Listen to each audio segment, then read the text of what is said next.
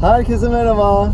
Merhaba. Biz şu anda ikinci koyuna geldik. Çok uzun bir yoldu gerçekten. Biz 2 gün boyunca sizlere buraları anlatacağız. Hatta 2 günde Datça var, toplamda 4 gün boyunca anlatacağız. Özellikle Datça'yı çok merak ediyoruz. Datça'nın denizinin çok güzel olduğunu duyuyoruz yıllardır ama gelememiştik bir türlü.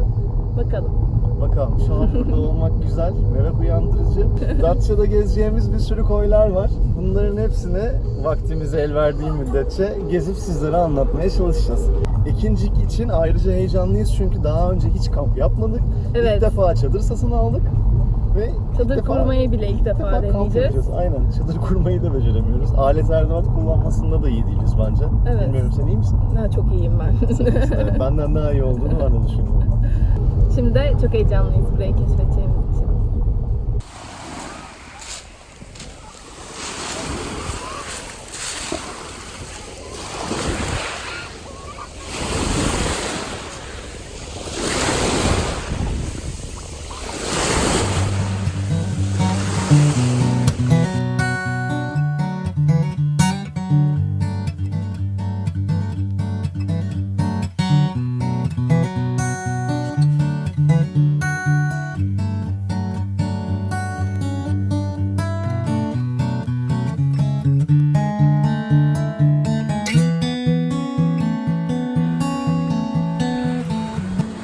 İkinci koyunda yani buradaki kampımızda 2 gün kalacağız. Ondan sonra Datça'ya geçeceğiz. Ovabükü, Palamutbükü gibi oradaki bütün bükleri, koyları gezeceğiz. Sonra Bodrum'a gideceğiz. Birlikte gezelim.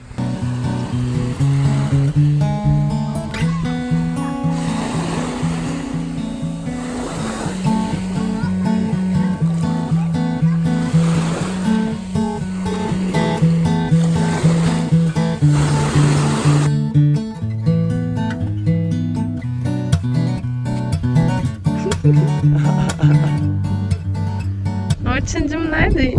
İkinci kampındayız. Datça yolu üzerinde buraya uğradık. İlk defa çadır deneyimi yaşıyoruz şu anda. Çok güzel, sessiz, sakin, bayağı böyle huzurlu bir yer. Koy inanılmaz güzel. Etraf güzel, insanlar güzel. Kamp tenha.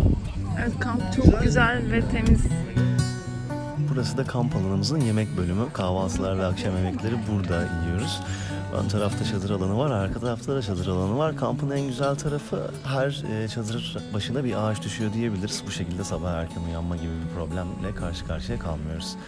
Bu anlamda da kampımızı öneriyoruz.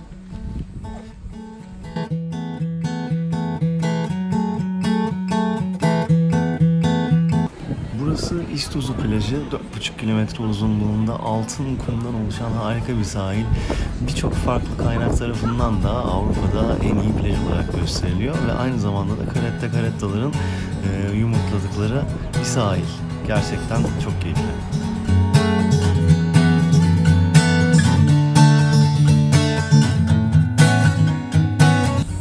Aynı zamanda burada bir karetta rehabilitasyon merkezi ve müzesi var.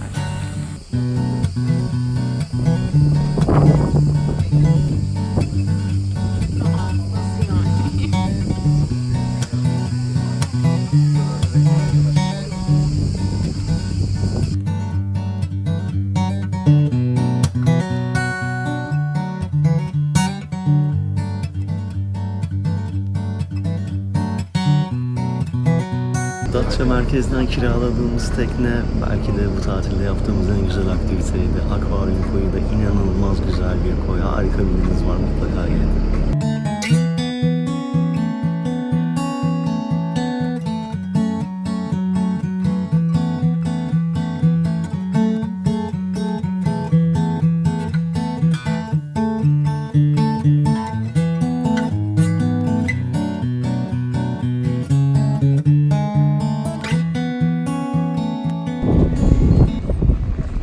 Datça'ya geldik ve bütün gün tekne turundaydık. Datça Yarımadası'nın güzel koylarını keşfettik.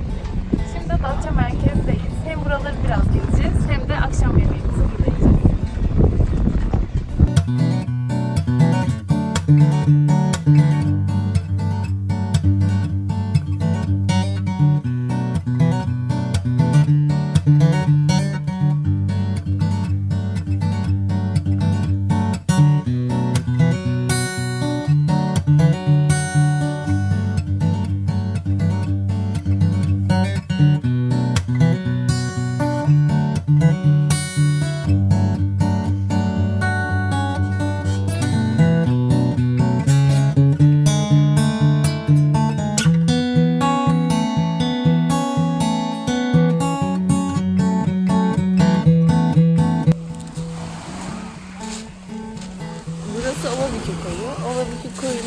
yerleşim diğer koylara göre daha az olduğu için denizin de daha az kirlenmiş olduğunu, hatta Datça'daki en temiz deniz olduğunu söylüyorlar.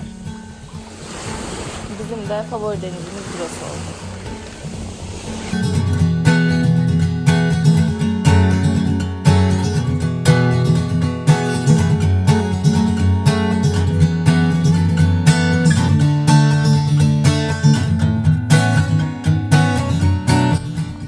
Selam. Datça'dayız. Bugün Datça'nın ikinci günü. Nidos Koyu'na geldik. Burası Datça Yarımadası'nın en uç noktası. Gerçekten harika bir ortam var. Datça'nın denizi de çok güzeldi. Biz burayı, Datça'yı daha çok sevdik diğer tatil yerlerine göre. Çünkü bizce biraz daha hani az el değmemiş yapısı var. Hala korunmuş. Sen ne düşünüyorsun? Kesinlikle öyle. Şimdi de güneşi batırmaya geldik. Aynen.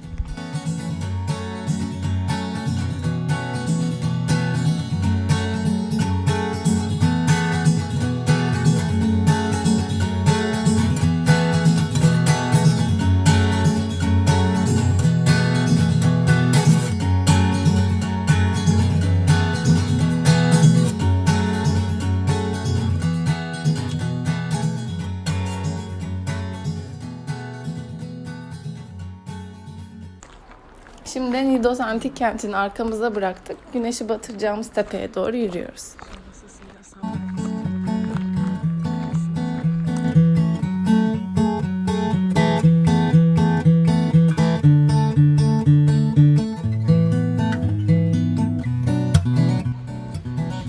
Akşam yemeği için Palamut Bükü'ne geldik. Çok güzel balıkçılar önerdiler burada.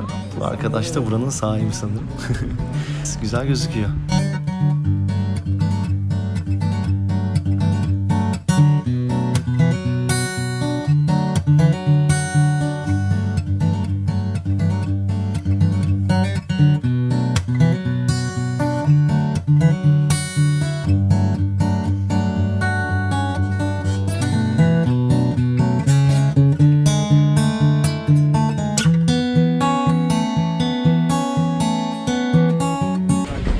Buralara kadar gelmişken Dalyan'a da uğramasaydık olmazdı. Gerçekten çok keyifli. Dalyan boyunca da vakit geçirecek çok güzel burası gibi yerler var.